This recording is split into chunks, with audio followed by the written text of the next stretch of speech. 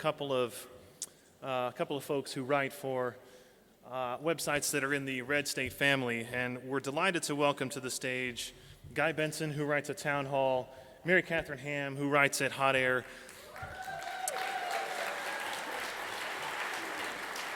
And they are here to talk. They're going to have just kind of a panel discussion. I'm going to leave the stage and let them have it. They have a new book that's coming out about how the left attempts to silence dissent, and I'll let them take over. So Guy, Mary Katharine. Thank you. Wow, what an awesome crowd. I have to tell you, I flew in this morning, a delightful 4:15 alarm clock from Cleveland. Well, it's a good thing you weren't up late. Exactly. And I was in the media room at the debate, and the buzz of the room all night was RedState gathering. Everyone was talking about it. So the country's eyes are on this gathering, and it's a privilege to be here. I like that all the reporters and the candidates were stuck on the same flights this morning coming down here. Some very like, bitter this is people. awkward. And the Cleveland airport has the worst security line I've ever seen. And so if you hate the political class, we were all stuck in that horrible security line. So enjoy the Schadenfreude, drink it in. So as you heard, we have a new book out. It's called End of Discussion. And the subtitle is How the Left's Outrage Industry Shuts Down Debate, Manipulates Voters, and Makes America Less Free and Fun. And basically what we're talking about in End of Discussion is this phenomenon, but how the left is mostly the left, increasingly trying to win cultural and political debates by preventing the debates from even happening, right? They don't want to take our ideas on a level playing field. They want to eject us off the field before the game even starts.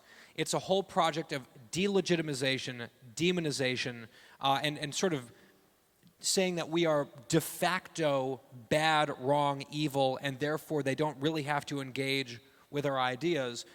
And we sort of finally decided to get off of our rear ends and write this book last year when there was a particular incident that bothered us a lot.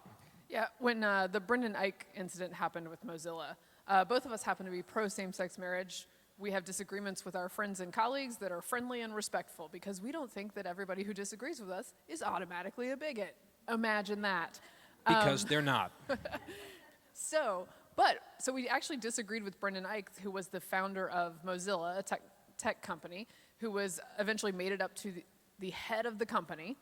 But then it was revealed, gasp, that he had given $1,000 to Prop 8 in California, which was the pro-traditional marriage proposition in California in 2012. California, as you may know, is a blue state.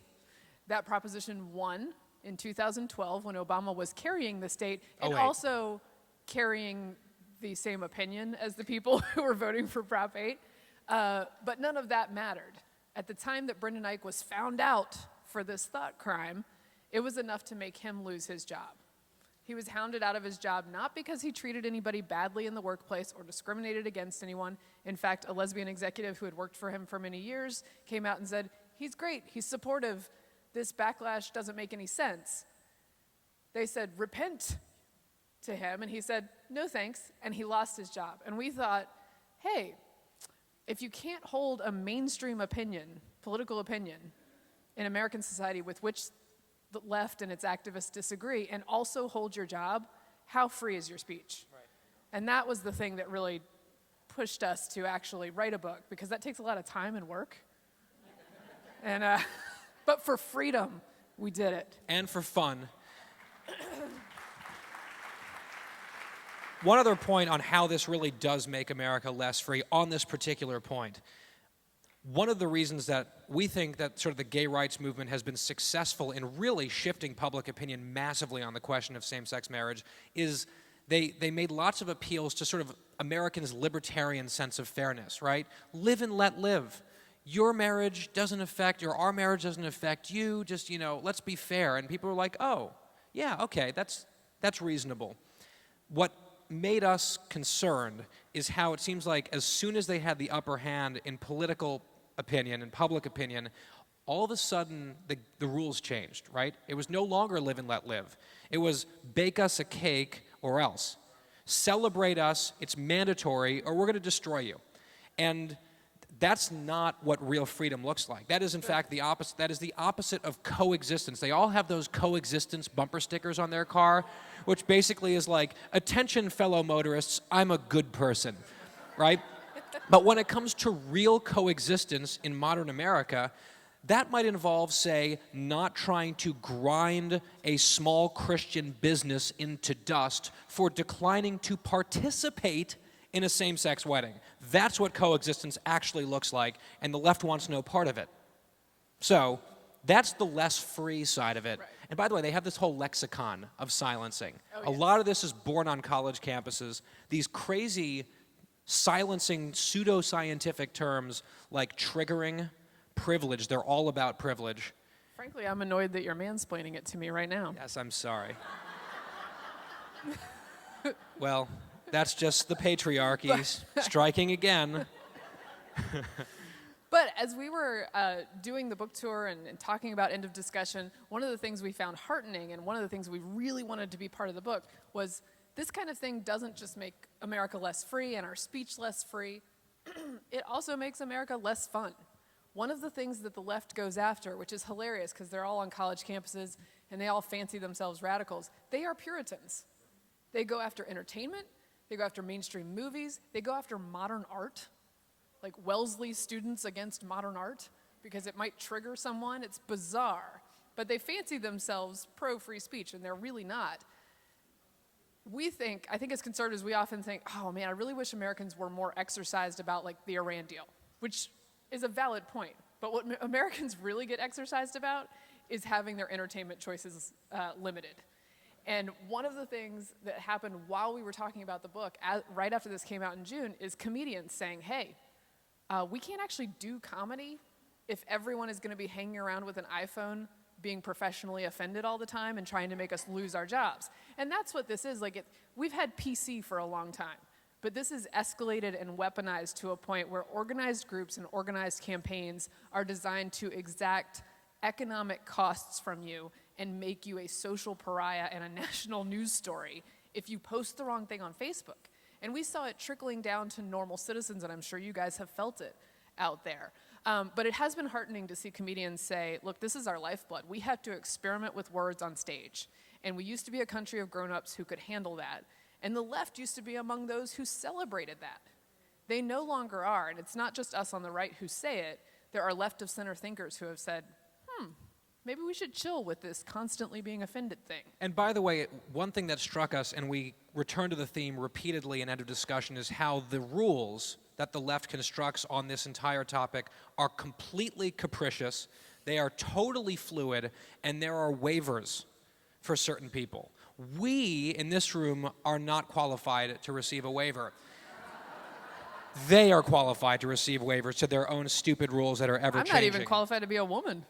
I know.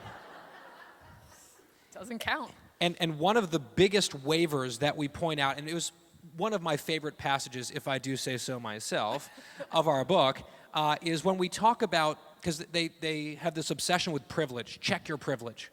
If you are a white heterosexual male, you have all the privilege, and therefore, basically their message to you is, be quiet. We've heard more than enough from your type and your kind. It's our turn now, shut up. That's what they're talking about when they do this privilege checking stuff. However, they have a very weird loophole for one of their very favorite people in the world, Elizabeth Warren.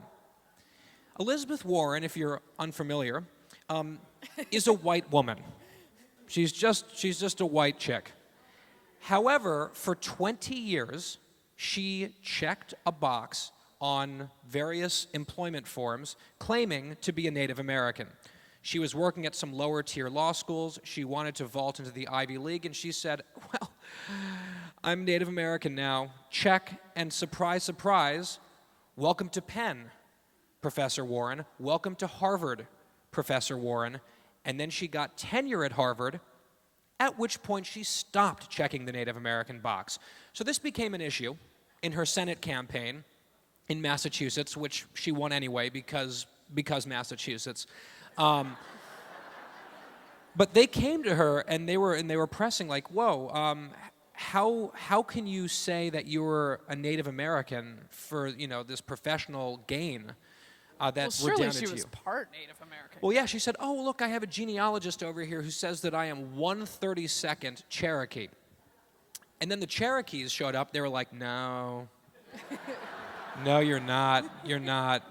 You're not. Like, there are rules for this, and you're not." So it turned out that she was 0/32 Cherokee. Which is the same as us. Yeah, we are by that standard Native American authors Guy Benson and Mary Katharine Ham, because we are just as Cherokee as Elizabeth Warren. So anyway, so the bloodline stuff didn't work out, so she had to come up with new excuses. And we promise we are not making these up. These are her quotes. I always like to say, because it makes us sound insensitive when we repeat her words, these are her words. Her words. She was like, "Oh, well, my grandfather, my pawpaw, had high cheekbones, like all the Indians do." You may. I just have to interrupt them real quick. I apologize. Listen, folks, we got some presidential candidates, and they've got to do TV hits in the back of the room. They're trying to be quiet. None of you have any business heckling them while they're on TV. So if it happens again, whoever does it is out of here. My conference, I said, don't be a jackass. Don't be a jackass. Seconded.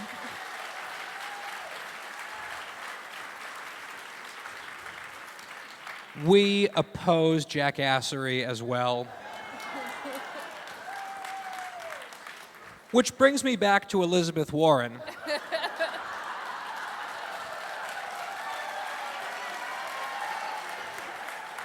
So sexist. So sexist. So she had the high cheekbones like all the Indians do, her quote, and they were like, people were like, "What?" Like, even the liberal media was like, "Ooh." So that didn't fly. So she said, "Okay, I got a new one. Hold on. I got a new one. We promise you we're not making this up." She said, "I contributed 2 recipes to a Native American cookbook," wait for it, called Pow Wow Chow. True story. Yes. And then it was alleged, and it seemed fairly clear that at least one of the recipes was plagiarized by from a New York Times published cookbook. Right. And I think the tip-off may have been that the central ingredient for the dish was fresh crab meat, which may not have been plentifully available on the 19th century plains of Oklahoma. Right. The prairie crab. So she made up a privilege. In the end, she's still a poster child for the left, for the activist left, who tells every single one of us to check our privilege every single day. And by the way, self-awareness is totally fine. We can calculate that while we're discussing politics and having discussions with our friends. This woman walked around like a grocery store and was like, who are some minorities that might have some privileges we've set aside for them because they're truly oppressed? And I would like to take those with me to Harvard, said the white lady. Yet she is still atop amid the constellation of great liberals, and we are to check our privilege every day, although we are the same amount Native American as Elizabeth Warren. Right, because the rules don't apply equally, obviously. And so that's one of the themes of End of Discussion. I think the last point that we'll make, and by the way, well, this is actually a very important point, End of Discussion is for sale right outside. We'll be hanging out, signing books. Please get them. And here's the thing about how we wrote this book. We realized that the state of our national conversation really is in deep trouble. If we cannot talk to each other and make reason-based arguments because they have all these silencing techniques to just shut it down, then we're doomed. We're lost. So our goal was to say, all right, how do we address this issue, which involves a lot of fake outrage, without writing an outraged book about outrage, right? So we were trying to balance this a little bit, and we really wanted to make the book fun and even funny to read, sort of a lighter tone, because a whole book about how, the state of the national discussion is, that's just a joyless slog to read. And, if you're into joyless slogs, that's your business. May I recommend the Hillary Clinton presidential campaign?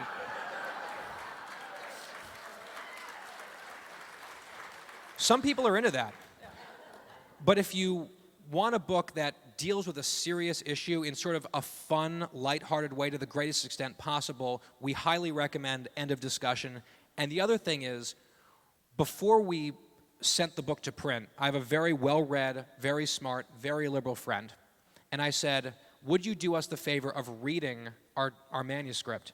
Not to say, oh, you're wrong on this issue or that issue, but we want to at least be fair to your side. Do we have any big, embarrassing, ideological blind spots in End of Discussion that would make this book inaccessible to people on the left, open-minded people on the left, people in the center, where we would sort of look embarrassed or seem embarrassed? And he said, sure, I'll read it. He came back, he said, he's like, I actually agree with your thesis, well-written, funny book. Here are 6 recommendations. And we looked at those recommendations and we adopted all of them because we can't just preach to the choir. We cannot just sit around complaining amongst ourselves how bad things are. We have to link arms with people who agree with us on free exchange. And what we want, both for freedom and for self-serving reasons, is for you to be able to pick up 2 copies and to hand one to your sister-in-law or to your longtime friend who is liberal, who maybe isn't going to be a convert on all the issues, although it's well written enough that surely on a few. We don't need to convert them on all the issues, but if we can convert them on the idea that we should not be questioning each other's motives all the time, that we should not be believing half the country is evil, and that we should allow people to speak in public without being punished, we might actually get somewhere with more people in the country. So we hope that you can hand that off to friends and family and have a discussion about it. And we've suggested to folks, say, look, if you want to take this book and read it, have an open mind, because we know you indeed have an open mind. Right. You're very terribly open-minded, aren't you, my liberal friend or relative? They're like, oh yeah. And I'll take your liberal book of your suggestion, and we'll trade, we'll read, and we'll have a discussion about it. And in that way, we hope that our book starts more discussions than it ends. And on that note, End of Discussion. We're going to be out signing books. Please come say hi, get a copy or 2. Thank you guys for being here. Thank you. We'll be here all weekend, so.